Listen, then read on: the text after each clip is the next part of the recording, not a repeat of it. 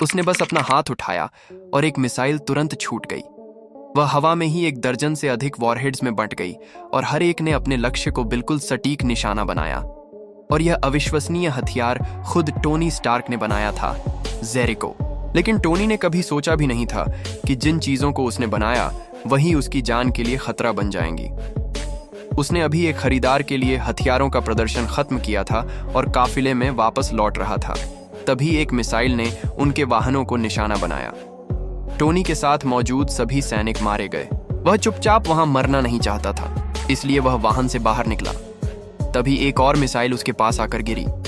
उसने करीब से देखा और पाया कि वह उसी की कंपनी द्वारा बनाई गई मिसाइल थी। धमाके से वह हवा में उछल गया। उसकी बॉडी आर्मर ने उसकी जान तो बचा ली, लेकिन धमाके के छर्रे, श्रैपनल, उसके शरीर में धंस गए। बेहोशी की हालत में उसे ऐसा लगा जैसे उसके अंदर की चीजें फट रही हों।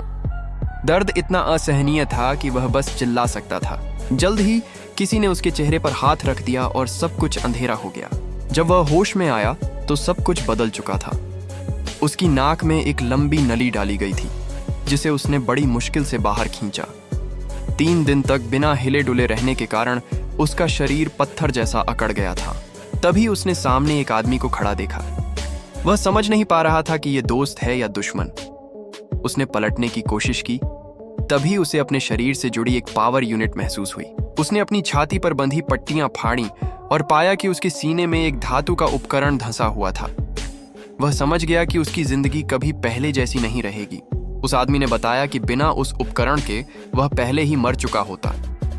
टोनी के खून में छर्रे थे और छाती का इलेक्ट्रोमैग्नेट ही उन्हें दिल तक पहुंचने से रोक रहा था। लेकिन इसका मतलब यह भी था कि उसे जीवित रहने के लिए बाहरी बिजली की जरूरत थी। तभी उसे पकड़ने वाले हथियारबंद लोग वहां पहुंच गए। टोनी को तब समझ आया कि वे उससे उसकी सबसे आधुनिक तकनीक बनवाना चाहते थे। वे उसे अपनी हथियारों की जमात दिखाने ले गए, यह उम्मीद में कि वह सहमत हो जाए। वहां हर एक हथियार स्टार्क इंडस्ट्रीज का था। टोनी ने शांति की रक्षा के लिए ये हथियार बनाए थे, लेकिन अब इनका इस्तेमाल मासूमों को मारने के लिए हो रहा था। उसने ऊपर से तो हाँ कर दी, पर अंदर ही अंदर वह भागने की योजना बना रहा था। उसने यिनसेन के साथ मिलकर एक छोटा शक्तिशाली पावर सोर्स बनाया, एक आर्क रिएक्टर। इसके बाद उसने आयरन आर्मर का डिजाइन तैयार किया। उसे शक से बचने के लिए सारे कल पुर्जे अलग अलग बनाने थे। निगरानी रखने वालों को कुछ गड़बड़ लगी। वे वहां पहुंच गए, लेकिन यिनसेन ने उन्हें यह कहकर बहला दिया कि ये सब मिसाइल के ही हिस्से हैं। उन्होंने उन्हें डराया कि अगर मिसाइल कल तक तैयार नहीं हुई तो वे किसी को नहीं छोड़ेंगे। टोनी और यिनसेन ने पूरी रात काम किया और आखिरकार मार्क 1 सूट तैयार हो गया। लीडर को सीसीटीवी पर कुछ संदिग्ध दिखा। जैसे ही उसके आदमी वहां पहुंचे, उन्होंने एक बम फोड़ दिया। लीडर ने सबको अंदर जाने का आदेश दिया, लेकिन टोनी का सूट अभी स्टार्ट ही हो रहा था। उसे और समय चाहिए था। यिनसेन ने हथियार उठाया और बिना डरे उन पर हमला कर दिया ताकि टोनी को समय मिल सके। यिनसेन को गोलियां लगीं और उसी पल टोनी का सूट तैयार हो गया। मार्क 1 के आगे दुश्मन टिक नहीं पाए। टोनी ने एक एक करके सबको खत्म किया और बाहर निकला। वहां यिनसेन दम तोड़ रहा था। टोनी ने उसे साथ चलने को कहा, लेकिन बहुत देर हो चुकी थी। सच तो यह था कि यिनसेन का परिवार पहले ही मारा जा चुका था। उसका बचने का कोई इरादा ही नहीं था। टोनी ने वादा किया कि वह यहां से जिंदा निकलेगा। गुफा के बाहर दुश्मन घात लगाकर बैठे थे। टोनी जैसे ही बाहर निकला, उन्होंने गोलियां चला दी, लेकिन वे आर्मर से टकराकर बाउंस हो गईं। टोनी ने उनके हथियारों के जखीरे में आग लगा दी। पूरा बेस धू धू कर जलने लगा, लेकिन उसका गुस्सा और बढ़ गया। वह तब तक नहीं रुका जब तक सब कुछ राख नहीं हो गया। वह चारों तरफ से घिर गया था। उसके सूट के पैर काम करना बंद कर गए थे। आखिरी ताकत जुटाकर उसने मिसाइलें लॉन्च की और रॉकेट की मदद से आसमान में उड़ गया। पर समस्या यह थी कि उसने लैंडिंग सिस्टम नहीं बनाया था। वह रेगिस्तान में सीधा आकर गिरा। रेत ने उसकी जान बचा ली। जल्द ही रोडी वहां पहुंच गया और उसे बचा लिया। मौत के इतने करीब पहुंचने के बाद टोनी का नजरिया बदल गया। वह काफी दिक्कतों के बाद भी सलामत था। वह वापस अपने शहर लौट आया। उसके चेहरे पर खामोशी थी। आते ही उसने एक प्रेस मीटिंग रखी। उसने फैसला किया कि वह अब हथियार नहीं बनाएगा। उसने अपनी कंपनी का हथियार बनाने वाला विभाग बंद कर दिया, जिससे शेयर बाजार में गिरावट आई। कंपनी का वाइस प्रेसिडेंट स्टेन परेशान था।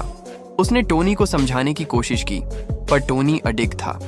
वह चुपचाप खड़े होकर अपने हथियारों को मासूमों पर इस्तेमाल होते नहीं देख सकता था। यह सिर्फ उसका मन नहीं था, यह आगे बढ़ने का एकमात्र रास्ता था। जब स्टेन टोनी से मिलने के लिए आया और उसने टोनी से सच्चाई पूछी, तो पहले तो स्टोनी ने मना कर दिया, लेकिन बाद में उसने वह आर्क रिएक्टर दिखाया जो उसके शरीर में डाला गया था। इसके बाद टोनी ने खुद को अपने काम में पूरी तरह डुबो दिया। उसने एक नया अपग्रेडेड आर्क रिएक्टर बनाया, लेकिन जैसे ही वह उसे बदलने वाला था, कुछ गड़बड़ हो गई। उसके शरीर के अंदर का एक तार शॉर्ट सर्किट हो गया। स्थिति गंभीर थी और उसे पेप्पर की मदद लेनी पड़ी। पुराने रिएक्टर को टोनी फेंकने वाला था, लेकिन पेप्पर ने उसे एक यादगार निशानी के तौर पर रख लिया। उसने उसे फ्रेम किया, यह जानकर भी नहीं कि यही छोटी सी चीज बाद में टोनी की जान बचाएगी। टोनी अब अपने नए सूट को विकसित करने में पूरी तरह से लग गया, मानो दिन रात वह अपनी प्रयोगशाला में ही रहने लगा हो। दूसरी तरफ रेगिस्तान में वह लीडर फिर से जिंदा था। उसे टोनी से बदला लेना था। उसने अपने आदमियों को बुलाया और रेगिस्तान के हर कोने को छान मारा। आखिरकार उन्हें मार्क 1 के टुकड़े मिल गए। वे उन टुकड़ों को अपने बेस पर ले आए और दिन रात उनका अध्ययन करने लगे। उस लीडर के दिमाग में एक खतरनाक योजना बन रही थी। उधर टोनी के काम में एक बड़ी सफलता मिली। मार्क 2 के लेग थ्रस्टर्स, पैर के जेट्स पूरे हो गए थे। टोनी अपनी खुशी रोक नहीं पाया और तुरंत एक टेस्ट फ्लाइट के लिए निकल पड़ा। फिर उसने हाथ के रिपल्सर को कैलिब्रेट करना शुरू किया। तभी एक झटके से वह दीवार पर टकराया। उसने सभी पार्ट की टेस्टिंग की। काफी असफलताओं के बाद आखिरकार उसने स्थिर उड़ान का राज पा लिया। असेंबली का काम जोरों पर था। इस सूट की बनावट और प्रदर्शन देखकर कोई भी दंग रह जाए, और देखते ही देखते नया मार्क 2 तैयार हो गया। सभी तैयारी पूरी होने के बाद टोनी का नया सूट अपनी पहली उड़ान के लिए तैयार था। क्योंकि यह सूट में उसकी पहली बार थी, टोनी ने सब कुछ दांव पर लगा दिया।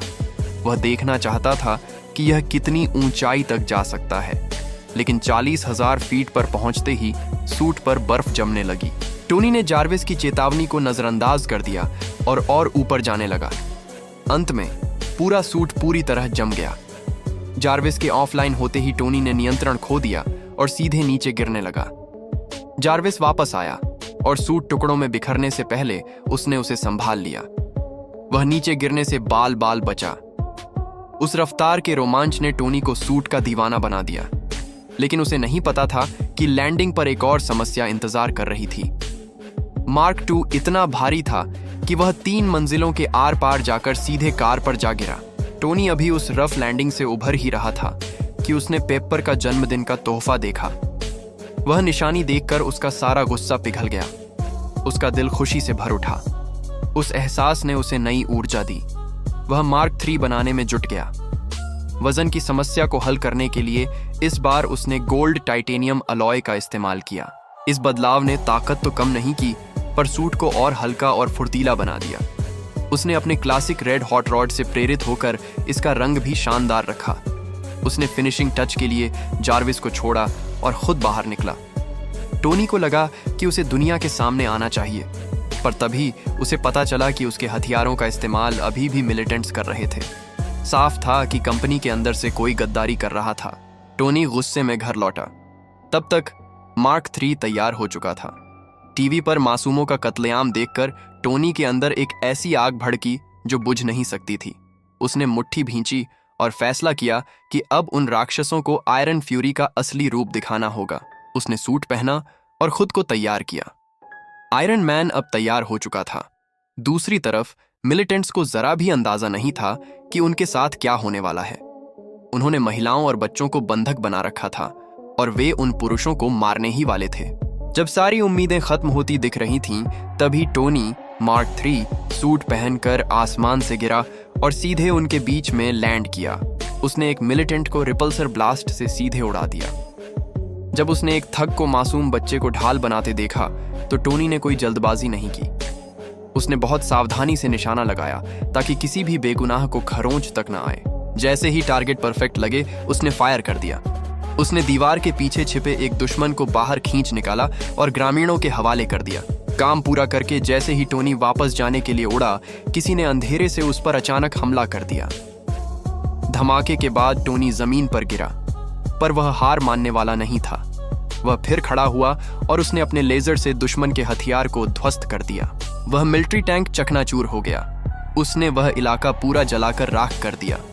इसके बाद वह वापस अपने घर की ओर निकल पड़ा, लेकिन सैन्य हवाई क्षेत्र मिलिट्री एयर स्पेस में प्रवेश करते ही उसे फिर मुसीबत ने घेर लिया। रडार ने उसके सिग्नल को पकड़ लिया और उसे अनआइडेंटिफाइड फ्लाइंग ऑब्जेक्ट करार दे दिया गया। सेना ने उसे रोकने के लिए फाइटर जेट्स भेजे। टोनी ने सूट को फुल थ्रॉटल पर डाला और एक विशाल सोनिक बूम के साथ साउंड बैरियर तोड़ दिया। जेट्स का रडार अभी भी उस पर लॉक था। सेकंड्स के अंदर एक मिसाइल सीधे उसकी तरफ आई। जार्विस ने तुरंत जवाबी फ्लेयर्स छोड़े और उसे बचा लिया। टोनी ने अपना बैलेंस घुमा दिया, लेकिन तभी वह फाइटर जेट्स उसका पीछा कर रहे थे। जेट्स निशाना लगा रहे थे, लेकिन टोनी इधर उधर जा रहा था। लेकिन उन्होंने थोड़ी दिक्कत के बाद फायरिंग शुरू कर दी।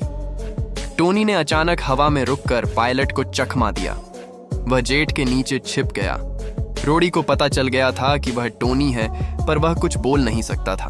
पायलट को कुछ गड़बड़ लगी और उसने जेट को हवा में घुमाना शुरू किया, जिससे टोनी का हाथ जेट के विंग से टकरा गया और वह टूट गया। पायलट ने बचने के लिए इजेक्टर सीट का इस्तेमाल किया, पर उसका पैराशूट जाम हो गया। वह बहुत कोशिश कर रहा था और तेजी से नीचे गिर रहा था। टोनी बिजली की रफ्तार से उसके पास पहुंचा और पैराशूट रिलीज कर उसकी जान बचाई। उसने वह पायलट को बचा लिया तो सभी ने राहत की सांस ली। टोनी खामोशी से वहां से निकल गया।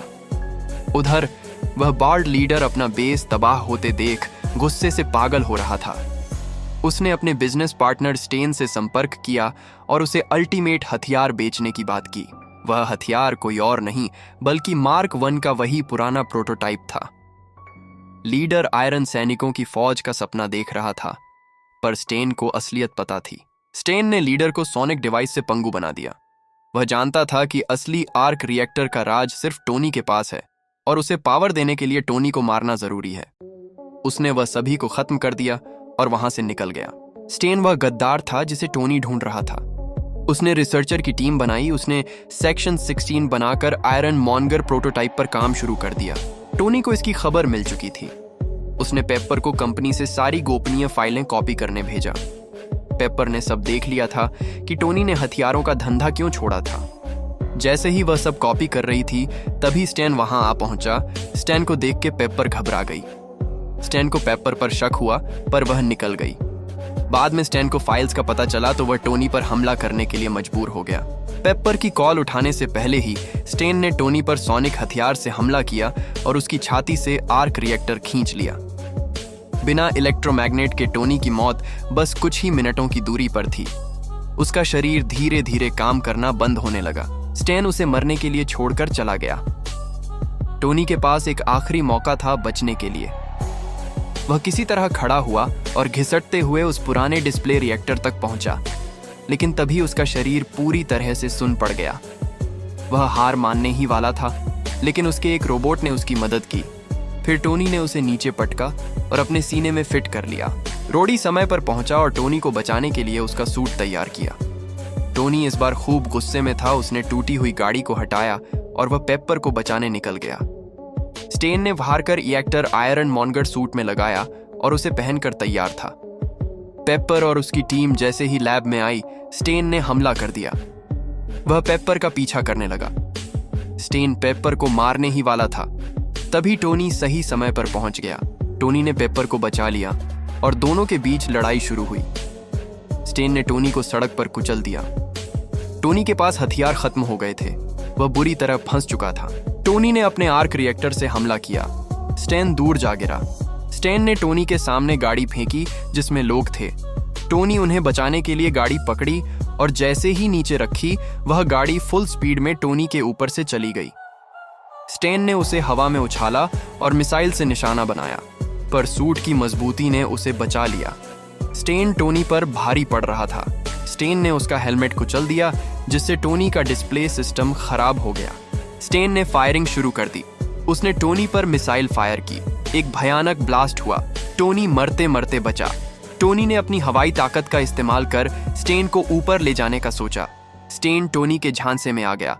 वह टोनी का पीछा करने लगा। टोनी ऊपर उड़ते गया। जब तक जार्विस ऑफलाइन न हो गया। टोनी ने पूरा दम लगा दिया, लेकिन स्टेन ने उसे पकड़ लिया। स्टेन टोनी को खत्म करने ही वाला था, लेकिन उसका सिस्टम भी बंद पड़ गया। वह पूरी तरह से जम गया और तेजी से नीचे गिर पड़ा, लेकिन स्टेन को कुछ नहीं हुआ। स्टेन ने टोनी पर अपनी सारी ताकत लगा दी, मानो उसे एक खिलौने की तरह कुचल रहा हो। टोनी अब पूरी तरह बेबस था। उसकी मशीनें जवाब दे रही थीं और उसे लगा कि शायद यही उसका अंत है। लेकिन टोनी ने हार नहीं मानी। उसने अपनी अंतिम बची हुई ताकत जुटाई और स्टेन को अपनी चतुराई से उस विशाल रिएक्टर के बिल्कुल ऊपर ले आया। उसने चिल्लाकर पेपर को आदेश दिया कि वह रिएक्टर को मैक्सिमम पर चालू कर दे। पेपर डर रही थी। उसकी आंखों में आंसू थे, क्योंकि उसे पता था कि इससे टोनी को भी भारी नुकसान हो सकता है। लेकिन टोनी ने उसे जोर देकर कहा कि इसके अलावा कोई और रास्ता नहीं है। पेपर ने कांपते हाथों से वह बटन दबा दिया। एक विशाल ऊर्जा की लहर, एनर्जी सर्ज, निकली। स्टेन का शरीर इतना करंट नहीं झेल सका और वह धमाके के साथ रिएक्टर में जा गिरा, जिससे वह पूरी तरह खाक हो गया। धमाके के बाद टोनी वहां बेजान पड़ा था। बस उसका रिएक्टर हल्का सा चमक रहा था। इस घटना के कुछ समय बाद टोनी पूरी तरह ठीक हो गया। पेपर ने उसके लिए एक प्रेस कॉन्फ्रेंस का इंतजाम किया। उसे डर था कि टोनी अपनी मनमर्जी करेगा और स्क्रिप्ट भूल जाएगा, इसीलिए उसने उसे पढ़ने के लिए एक कागज भी दिया था। टोनी पोडियम पर खड़ा हुआ। शुरुआत में उसने कागज के अनुसार ही कवर स्टोरी सुनाई। उसने रोडी की तरफ देखा, जिसने उसे स्क्रिप्ट पर टिके रहने का इशारा किया, पर टोनी अब रुकने वाला नहीं था। उसने शांति से कहा, सच तो यह है कि मैं ही आयरन मैन हूं।